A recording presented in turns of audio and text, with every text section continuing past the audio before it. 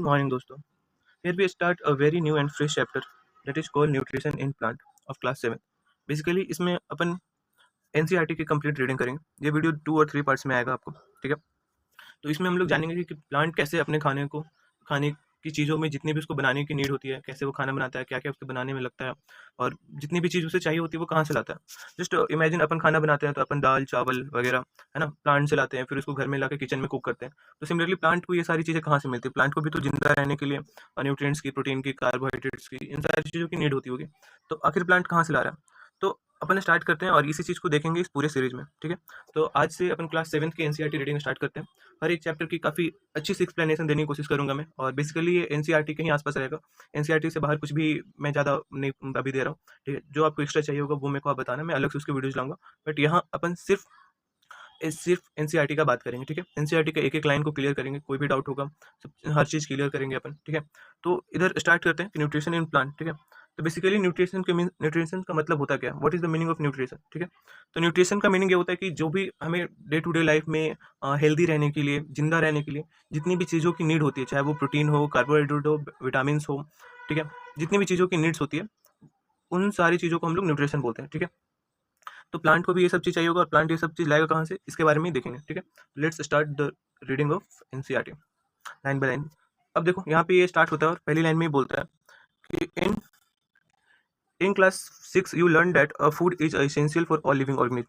You also learned that carbohydrate, protein, fats, vitamin and mineral are the components of food, or these components of the food are called nutrients, ठीक है. तो यहाँ पे बोल रहा है फर्स्ट पैराग्राफ में कि आपने क्लास 6 में पढ़ा होगा, चैप्टर 1 में था न्यूट्रिशन करके एक चैप्टर. तो उसमें आपने पढ़ा होगा कि फूड जो है वो हर एक लिविंग ऑर्गेनिज्म के लिए बहुत बहुत बहुत इसेंशियल चीज़ है. फूड के बिना कोई भी लिविंग ऑर्गेनिज्म जिंदा नहीं रह सकता, ठीक है. आपने क्लास 6 में carbohydrate, protein, fats, vitamin, minerals और हर चीज़ के बारे में आपने पढ़ रखा होगा, ठीक है. तो इसी चीज़ को, ये जितना है ना, कार्बोहाइड्रेट, प्रोटीन, विटामिन, ठीक है, फैट, इस चीज़ को क्या बोलते हैं हम लोग? न्यूट्रिएंट्स बोलते हैं, ठीक है. तो बेसिकली हर लिविंग थिंग्स को, इस दुनिया में जितने भी लिविंग थिंग्स हैं उनको ये 5 चीज़ ही चाहिए होता है, ठीक है. और ये 5 चीज़ को ही खा खा कर और यूज डेली लाइफ में हम लोग इनहेल करते हैं. तो इस चीज़ से ही अपन जिंदा रहते हैं, ठीक है. तो अब इसके आगे नेक्स्ट पैराग्राफ देखते हैं. यहाँ बोल रहा है all living organism require food. Plant can synthesis food by for themself but animal includes human can not. अब यहाँ पे तो वो बहुत अच्छा बात बोल रहा है. ये बोल रहा है कि जितने भी लिविंग थिंग है उसको क्या चाहिए होता है? फूड चाहिए होता है, ठीक है. और प्लांट जो है अपना फूड खुद से सिंथेसिस करता है, ठीक है, खुद से बनाता है.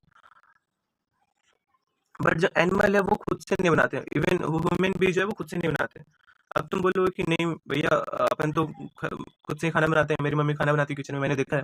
आप कैसे बोल सकते हो कि हम लोग खुद से खाना नहीं बनाते? तो असल में भाई, वो जो मम्मी खाना बना रही है तो वो ऑलरेडी एक फूड है, ठीक है. उसको अपन फ्राई कर रहे हैं, कुक कर रहे हैं, रोस्ट कर रहे हैं, ठीक है, बेक कर रहे हैं. तो उसको हम लोग किचन में एक डिश और उसको एक रेसिपी जैसा बना करके उसमें टेस्ट डाल रहे हैं, और कुछ नहीं, उसको बॉईल कर रहे हैं, ठीक है.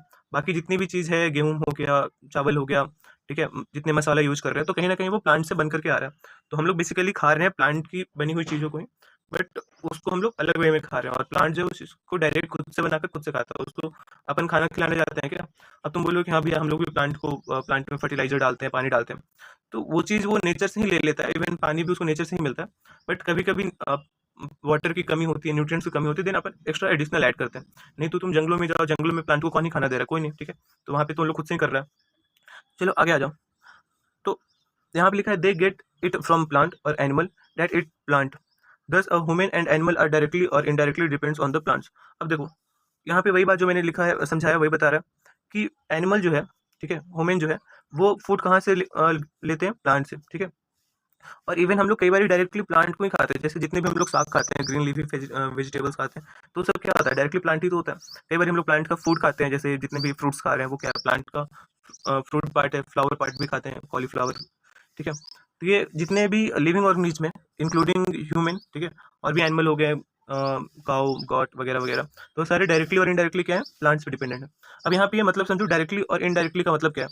यहाँ पे डायरेक्टली और इनडायरेक्टली क्यों लिखा है? तो देखो, काउ हो गया, तो वो क्या है? डायरेक्टली डिपेंडेंट है, क्योंकि वो डायरेक्ट प्लांट्स के लीव्स खा रहे हैं, ठीक है, जो भी है प्लांट्स को डायरेक्टली खा रहे हैं. और ये ह्यूमन हो गए, तो अपन ह्यूमन क्या है? इनडायरेक्टली डिपेंडेंट है, क्योंकि हम लोग डायरेक्ट प्लांट को नहीं खाते, मोस्ट ऑफ प्लांट के प्रोडक्ट को हम लोग खाते हैं, ठीक है.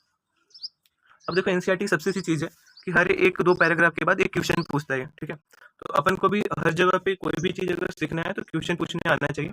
हमें कोई भी चीज़ सीख रहे हैं तो उसमें क्वेश्चन पूछते हैं, वाई ऐसा, क्यों ऐसा, ह्यूमन क्यों नहीं खुद से खाना बना सकता है, हम सुने होंगे कि प्लांट जो है वो खुद से खाना बनाता है बट ह्यूमन नहीं बनाता। तो ऐसा क्या है प्लांट और ह्यूमन में? दोनों लिविंग थिंग है बट ऐसा क्या डिफरेंट है कि प्लांट अपना खाना खुद से बना लेता है और ह्यूमन नहीं बनाता? ठीक है, तो ये ऐसे ऐसे क्वेश्चन सोचो कि ऐसा क्यों हो रहा है और फिर उसका आंसर ढूंढो, तभी कोई भी कॉन्सेप्ट तुम सीख पाओगे अच्छे से, है ना?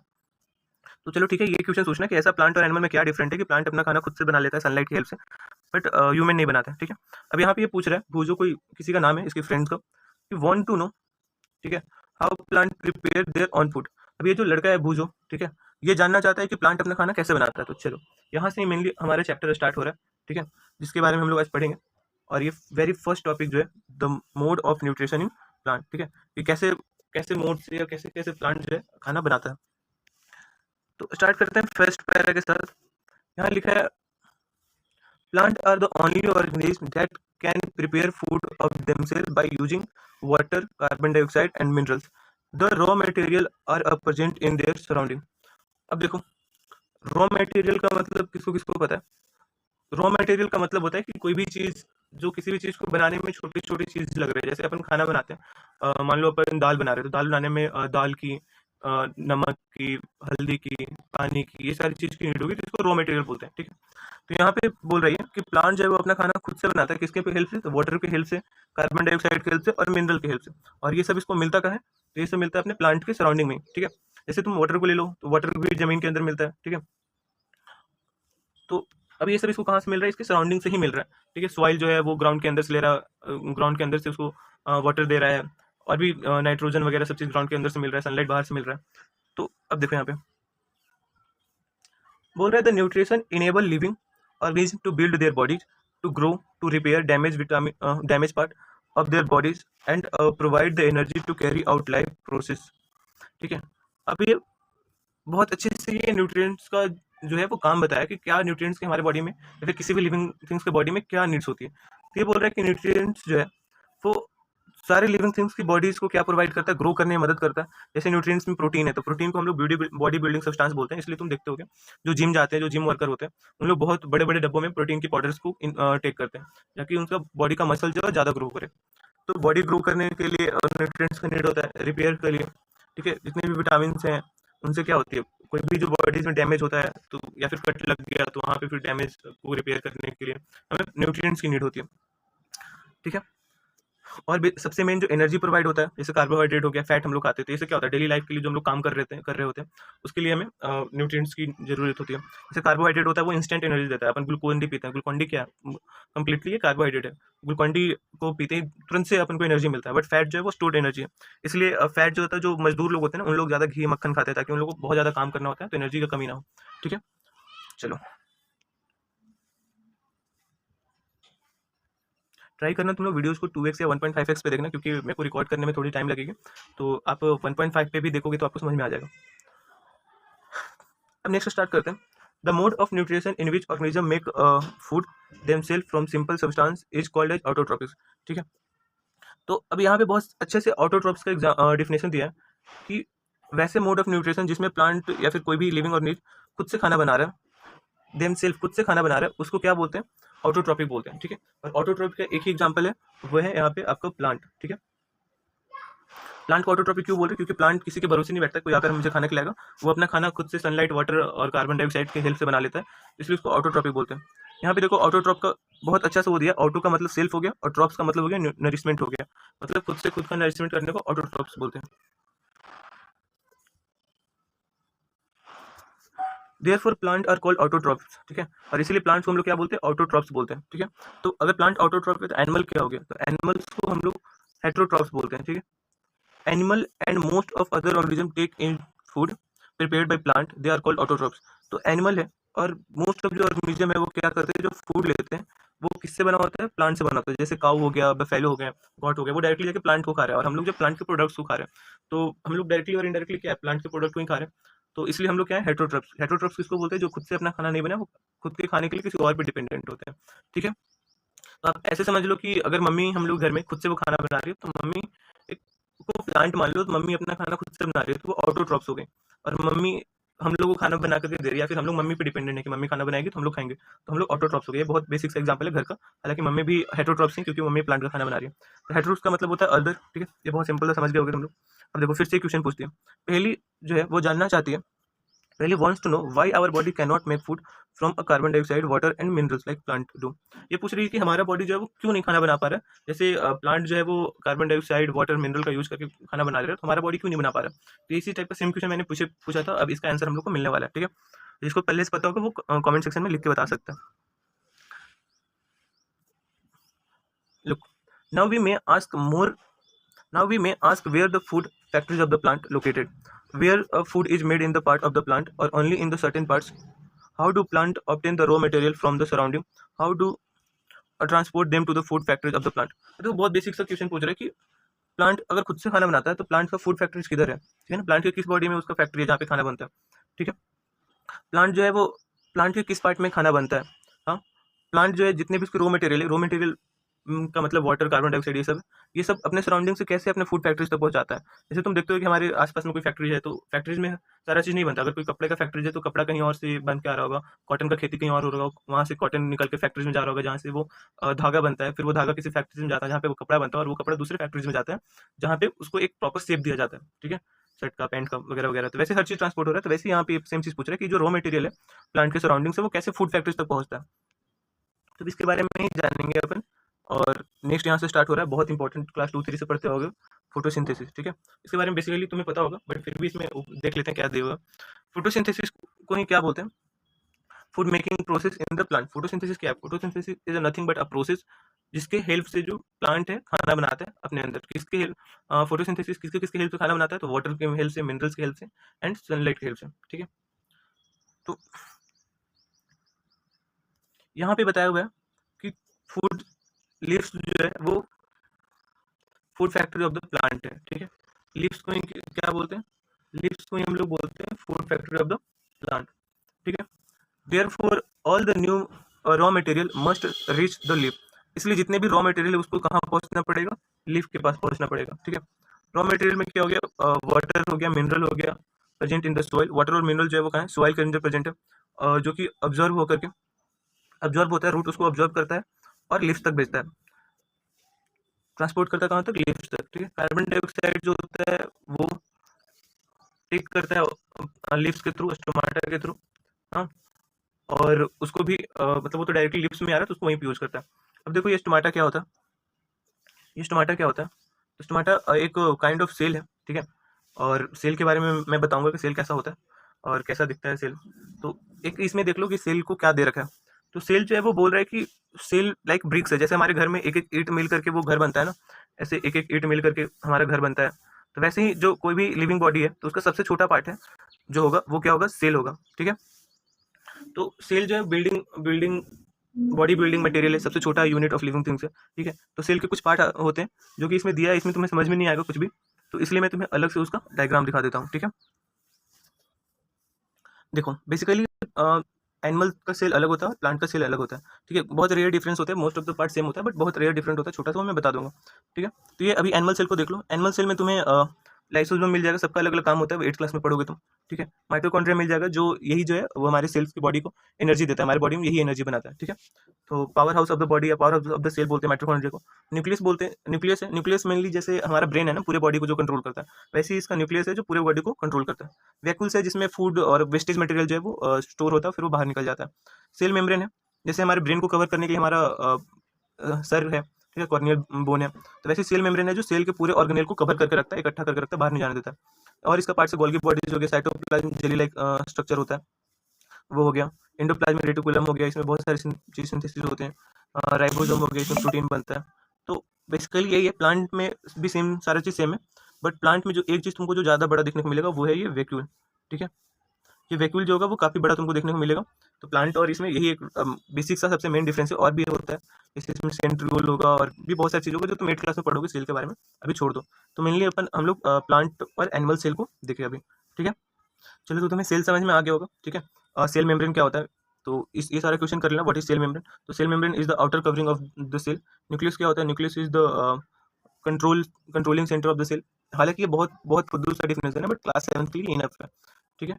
साइटोप्लाज्म क्या है? Cytoplasm is a jelly like substance which present between the cell membrane and nucleus। और सेल क्या है? बॉडी बिल्डिंग यूनिट है हमारा। ठीक है, आगे आ जाओ, आगे पढ़ते हैं। अब स्टोमाटा क्या होता है? तो स्टोमाटा मेनली एक जो लीफ होता है ना, तुम्हारा जो मेनली लीफ होता है, उस लीफ के ऊपर बहुत छोटे छोटे पोर होते हैं। अगर तुम माइक्रोस्कोप से देखोगे तो उसको वो तुमको दिखेगा। और ये पोर काइंड ऑफ समझो कि नोज ऑफ द लीफ है। हम लोग का जैसे नोज होता है सांस लेने के लिए, वैसे ब्रीदिंग के लिए इसके पास स्टोमाटा होता है। ठीक है, तो ये स्टोमाटा के अंदर गार्ड सेल होता है। गार्ड सेल तुमको दो काजू को ऐसे ऐसे चिपका दो, तुम्हारा गार्ड सेल बन जाएगा। This is guard cell. Okay, कुछ ऐसा ही होता है, आगे तुम्हें दिखा दूंगा। तो stomata mainly nose of the leaf बोलो। लीफ के अंदर स्टोमाटा होता है, जिससे ऑक्सीजन और कार्बन डाइऑक्साइड का एक्सचेंज होता है। कार्बन डाइऑक्साइड को लेता है एनवायरनमेंट से और ऑक्सीजन को छोड़ता है। ठीक है, तो ये आ जाओ। तो मेनली अभी यहाँ पे अपन देखें कि CO2 जो है वो प्लांट कहाँ से ले रहा है? स्टोमाटा से ले रहा है। ठीक है, तो अपन देख लिए कि CO2 कैसे ले रहा है प्लांट? स्टोमाटा से। अब देखते हैं कि वाटर एंड मिनरल कैसे लेता है। ठीक है,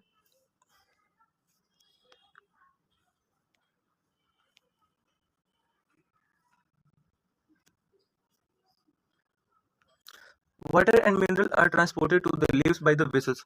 अब ये देखो, बस यहाँ पे ना वेसल्स बोल करके छोड़ दिया कि वेसल्स के थ्रू होता है। अब वेसल्स का नाम क्या होता है, कौन से वेसल्स होते हैं, वो मैं आगे बता दूंगा, इसमें तुम्हारा दिया नहीं है। ठीक है, विच रन्स लाइक अ पाइप्स, वो पाइप्स के जैसा होता है, जो कि पूरे रूट से लेकर के लीव्स तक, स्टेम तक, हर चीज में फैला होता है। ठीक है, तो जैसे हमारे अंदर डाइजेस्टिव सिस्टम होता है ना, पूरा ट्रैक होता है, खाना मुंह में खाते हैं पेट तक जाता है, तो वैसे ही इसमें भी वेसल्स होते हैं जो कि पूरे प्लांट में फैले होते हैं। और प्लांट के हर एक पार्ट में वाटर एंड मिनरल जो भी फूड होता है वो भेजता है। ठीक है, they form a continuous path और a passage for the nutrients to reach the lips.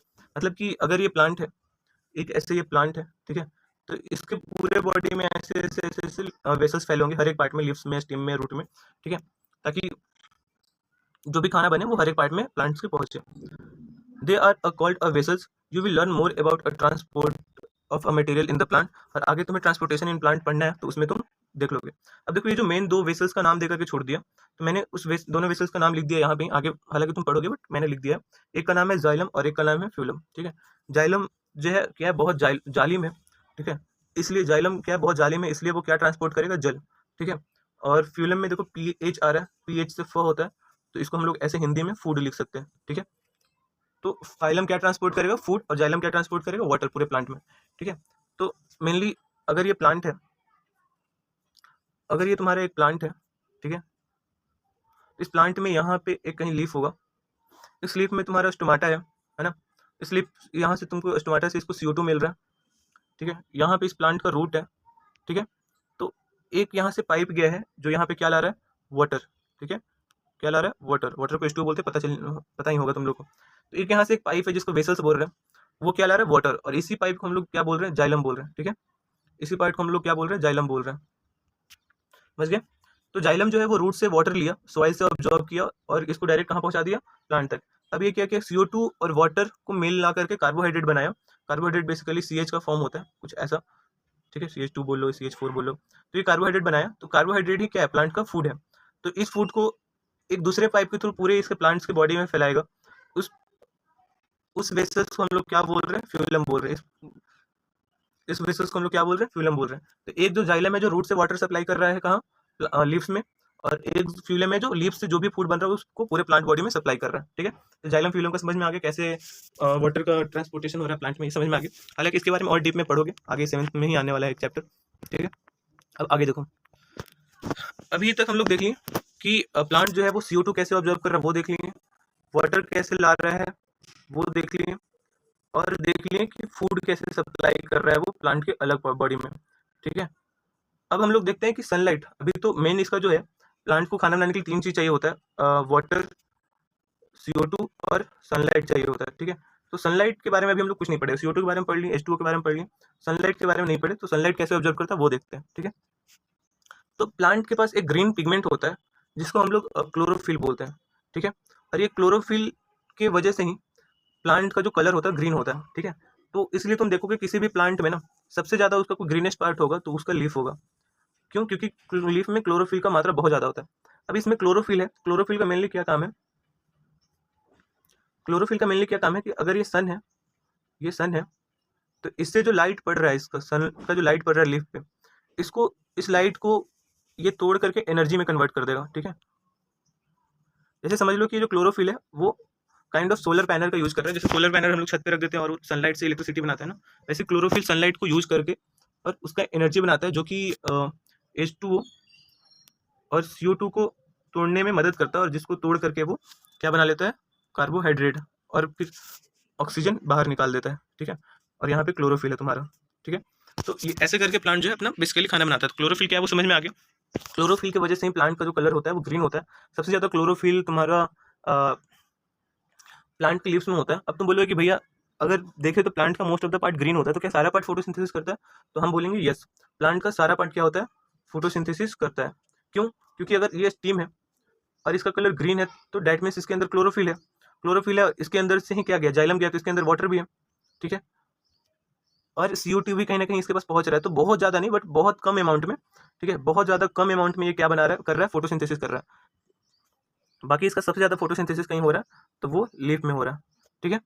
तो चलो, क्या फोटोसिंथेसिस प्लांट के सिर्फ लीफ में होता है? तो बोलेंगे नहीं, प्लांट के हर एक बॉडी पार्ट में होता है, बट सबसे ज़्यादा मैक्सिमम जो होता है वो लीफ में होता है, ठीक है। कैसे होता है वो समझ में आ गया। फोटोसिंथेसिस का मीनिंग क्या होता है, ये देखो। फोटोसिंथेसिस का मतलब है फोटो, फोटो मीन्स लाइट, और सिंथेसिस मतलब खाना बनाना, ठीक है। सिंथेसिस मतलब जो कंबाइन होकर के कोई चीज़ बन रहा है उसको, ठीक है। तो अब यहाँ पे लिखा है, so we find that chlorophyll, sunlight, carbon dioxide and water are the necessary to carry water out the process of photosynthesis. तो यस, अभी हम लोग देखें कि कार्बन डाइऑक्साइड, सनलाइट और वाटर जो है, बहुत इन तीनों से मिल करके क्या हो रहा है, फोटोसिंथेसिस हो रहा है। मतलब इन तीन चीज़ से मिल करके पूरा खाना बन रहा है। और इसको यहाँ पे NCERT बोल रहा है कि ये एक बहुत ज़्यादा यूनिक प्रोसेस है अर्थ का, ठीक है, जिससे सोलर एनर्जी का यूज करके, कैप्चर करके उसको लिव जो है स्टोर करता है प्लांट के अंदर, और उससे फूड बनाता है, ठीक है। The sun is the ultimate source of energy for all living organism. अब देखो ये इतना बड़ा बात NCERT बोल रहा है कि सन जो है वो अल्टीमेट सोर्स ऑफ एनर्जी है, सिर्फ प्लांट के लिए नहीं, हर एक ऑर्गेनिज्म के लिए। अब ये कैसे हो रहा है, एनिमल को तो खाना दे नहीं रहा, तो ये ऐसा हो रहा है कि सन के बिना प्लांट खाना नहीं बना सकता, ठीक है। और अगर प्लांट इस धरती पे जिंदा नहीं रहेगा, अगर फोटोसिंथेसिस नहीं हुआ, तो कोई भी एनिमल जिंदा नहीं रह पाएगा। क्योंकि सारा जो एनिमल्स है, लिविंग थिंग है, वो डायरेक्टली इनडायरेक्टली किस पे डिपेंडेंट है खाने के लिए, प्लांट पे ही डिपेंडेंट है, ठीक है। और प्लांट किस पे डिपेंडेंट है, सनलाइट पे। तो इसलिए यहाँ पे देखो क्लियरली ये पैराग्राफ बोल रहा है कि बिना सनलाइट के कोई भी एनिमल जो है यहाँ पे जिंदा नहीं रह सकता। डैट मीन्स कि अर्थ पे जो लाइफ पॉसिबल है वो सिर्फ और सिर्फ सनलाइट के कारण है। अगर सन नहीं होता तो अर्थ पे कोई लाइफ ही पॉसिबल नहीं होता, ठीक है। अब यहाँ पे एक क्वेश्चन पूछेगा कि वैसे प्लांट का क्या होता है जिसका कलर में, उसके जिसका कलर मतलब अदर देन ग्रीन होता है, मतलब कि अदर देन ग्रीन हो तो उसमें क्लोरोफिल नहीं हुआ। तो इस केस में अगर किसी प्लांट का कलर जो है अदर देन ग्रीन है, ठीक है, तो इसका मतलब ये नहीं कि उसके अंदर क्लोरोफिल नहीं है, क्लोरोफिल है, बट क्लोरोफिल का दूसरा पार्ट है। जैसे कोई भी प्लांट का पार्ट ग्रीन है तो उसके अंदर क्लोरोफिल होता है। अगर ग्रीन नहीं है तो उसके अंदर एक क्रोमोप्लास्ट नाम का एक क्लोरोफिल होता है, उसका पार्ट ही है क्रोमोप्लास्ट, ठीक है, जो कि रेड और ब्राउन कलर के लिए रिस्पॉन्सिबल होता है। तो अगर किसी प्लांट का कोई भी ग्रीन के अलावा कोई और भी कलर है, डेट मीन्स उसमें क्लोरोफिल का ही एक पार्ट क्रोमोप्लास्ट है, जो कि क्रोमोप्लास्ट उसका सनलाइट को ऑब्जर्व करके खाना बना रहा है, ठीक है। अब देखो प्लांट में कहीं कहीं पे तुमको ऐसे पैचेस दिख जाते हैं, तो वो पैचेस इसलिए दिखते हैं क्योंकि प्लांट के ऊपर एल्गी एल्गी पनप जाता है, ठीक है। और एल्गी भी एक प्लांट ही है, यहाँ की हालांकि एक लिविंग ऑर्गेनिज्म बस बोल दिया, बट एल्गी एल्गी भी एक प्लांट ही है, क्योंकि वो भी फोटोसिंथेसिस करता है, और इसके अंदर भी प्लांट के सारे फीचर, ये भी सनलाइट की हेल्प से खाना बनाता है, फोटोसिंथेसिस करता है, और ऑटोट्रॉप्स होते हैं। तो मेनली एल्गी भी क्या है, एक प्लांट का ही पार्ट है, ठीक है। बट ऐसे बोल सकते हैं कि प्लांट में अगर सबसे पहले कोई आया होगा तो एल्गी आया होगा, और एल्गी से इवॉल्व होकर के आज बड़े जो प्लांट है, जिम्नोफाइट, जिम्नोस्पर्म, एंजियोस्पर्म, वो सारे बने, ठीक है। एक यहाँ पे अब देखो प्लांट का लीफ का थोड़ा सा वो दे रखा है डायग्राम, इसको देख लेते हैं। अब देखो कहीं कहीं पे ना प्लांट में कुछ मॉडिफिकेशन भी होता है, प्लांट के लीव्स में कुछ मॉडिफिकेशन होगा, प्लांट में मॉडिफिकेशन होगा। जैसे कोई प्लांट है जो डिजर्ट्स में रहता है, डिजर्ट्स में उगता है, तो उस डिजर्ट्स में क्या होगा, बहुत ज़्यादा सनलाइट के कारण सारा जो वाटर है वो इवोपरेट हो जाएगा। तो ये इवोपरेट ना हो इसलिए जो डिजर्ट्स में जो कैक्टस उगते हैं, उसमें कैक्टस में तुम देखोगे कि ऐसे बाहर नहीं लीफ निकला हुआ है, और बहुत ज़्यादा इस पे क्या है, स्पाइन है, मतलब कांटे हैं। तो इन कांटों की वजह से एक तो कोई उसमें एनिमल आकर के खाएगा नहीं, ठीक है। दूसरा ये है कि सनलाइट जो पड़ेगा, तो इसका जो स्टोमाटा होता है ना, मोस्ट ऑफ द लीव्स के ऊपर होता है स्टोमाटा, बट कैक्टस में अंदर होता है, ताकि सनलाइट पड़े तो ज़्यादा वाटर बाहर ना निकल पाए, ठीक है। तो देखो रिड्यूस लॉस ऑफ वाटर है ना, ट्रांसपिरेशन के लिए, ट्रांसपिरेशन एक प्रोसेस होता है, तुम ये भी पढ़ोगे 7th में, जिसमें वाटर जो है प्लांट से इवोपरेट होकर बाहर निकलता है, उसको ट्रांसपिरेशन बोलते हैं। तो कुछ मॉडिफिकेशन होता है डिजर्ट्स प्लांट्स में, ताकि वो जो है ज़्यादा वाटर लॉस ना कर पाए। अब आगे आ जाओ। ये वाली चीज़ मैंने ऊपर ही तुम्हें लिख करके बता दिया कि प्लांट को कार्बन डाइऑक्साइड चाहिए होता है और वाटर चाहिए होता है, और इसको सनलाइट और क्लोरोफिल के प्रेजेंस में ये इन दोनों को तोड़ करके क्या बनाता है, कार्बोहाइड्रेट, जो कि एनर्जी का सोर्स है प्लांट का, और ऑक्सीजन को बाहर निकालता है, ठीक है, जो हम लोग यूज कर लेते हैं। यहाँ तक समझ में आ गया। अब देखो एक लीफ को ना, ऐसे एक लीफ लिया, ये लीफ लिया और इसको इसने ऐसे कट कर दिया, ठीक है, ऐसे डाइसेक्ट कर दिया, और उसके बाद माइक्रोस्कोप में देखा तो इसको कुछ स्ट्रक्चर दिखा जिसको इसने नाम दिया। पहले एक तो इसको क्लोरोफिल दिख रहा है यहाँ पे, क्लोरोफिल के अलावा ये गार्ड सेल दिख रहा है, गार्ड सेल देखो ये तुम्हारा, ठीक है, स्टोमाटा दिख रहा है, तो ये सब चीज़ दिख रहा है, और इन सब चीज़ के बारे में तुम्हें मैंने ऊपर बता दिया। फिर भी ऊपर देख, यहाँ पे देख लो, ये गार्ड सेल बताया मैंने स्टोमाटा का, कुछ ऐसा ही मैं तुम्हें बना करके बताया था वहाँ पे भी। तो ये गार्ड सेल है जो कि स्टोमाटा को ओपनिंग होता है, जैसे हमारा नाक ऐसे सांस लेते हैं तो फूलता बंद होता है ना, वैसे ये भी खुलता और बंद होता है। इन दोनों को, इस पूरे चीज़ को क्या बोलते हैं, गार्ड सेल बोलते हैं, और ये क्या पूरा स्टोमाटा है, ठीक है। तो ये सब चीज़ बेसिकली तुम लोगों को पता ही होगा। अब एक यहाँ पे एक और चीज़ आ रहा है, एक ये देख लो, बहुत अच्छा सा डायग्राम दे रखा है एनसीईआरटी में।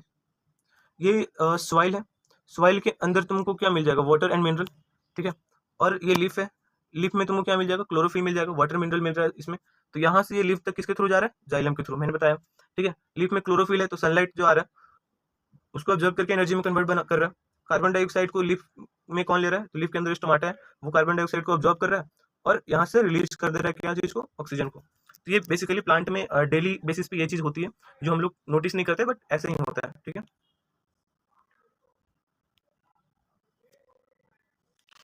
अब यहाँ पे लिखा है during the presence of oxygen is released, the presence of a starch is leaf indicate the occurrence of the photosynthesis।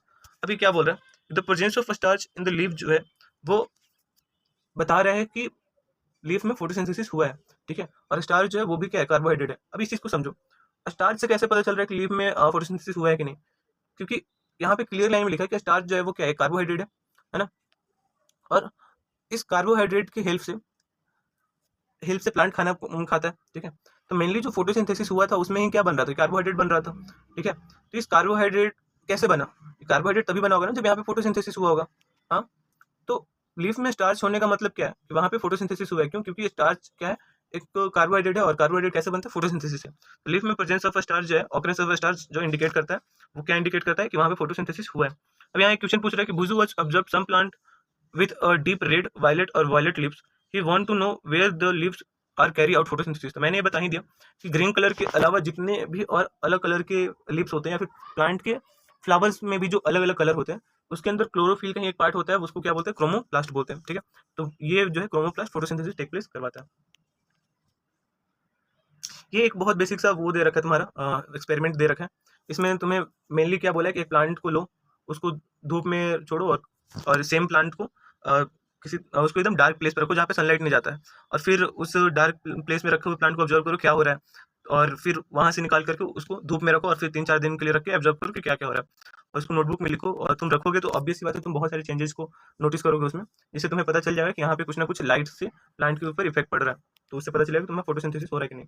अब एक बहुत लास्ट टॉपिक है, अपन ज़्यादा नहीं पढ़ेंगे, यहाँ तक ही पढ़ेंगे, और अदर मोड ऑफ न्यूट्रिशन जो है वो अगले पार्ट में हम लोग कर लेंगे, ठीक है। तो आई थिंक इसका 2 या 3 वीडियो आएगा, एक दो तो आएगा पूरा कॉन्सेप्ट क्लियर करने का, और एक आएगा क्वेश्चंस का, जिसमें मैं सारा क्वेश्चंस करा दूंगा। चलो आ जाओ, बहुत छोटा सा पार्ट है जो हम लोग यहाँ पे कवर करते हैं। ये बोल रहे हैं कि carbohydrate are made up of carbon और हाइड्रोजन, ठीक है। तो मैंने तुम्हें यहाँ लिख करके बताया था कि कार्बोहाइड्रेट कैसा दिखता है, ये देखो, ये CH4 इसका फॉर्मूला है, तो ये क्या हो गया, ये कार्बन हो गया, और ये क्या हो गया, हाइड्रोजन हो गया। तो कार्बन और हाइड्रोजन से मिल करके कंपाउंड्स को हम लोग क्या बोलते हैं, कार्बोहाइड्रेट बोलते हैं, ठीक है। कार्बोहाइड्रेट किस किस से मिलता है, कार्बन से और H का हाइड्रोजन से, इन दोनों से मिलकर कार्बोहाइड्रेट बनता है, जो कि हम लोग एनर्जी के फॉर्म में यूज करते हैं। These are used to synthesis other component of food such as protein and fat।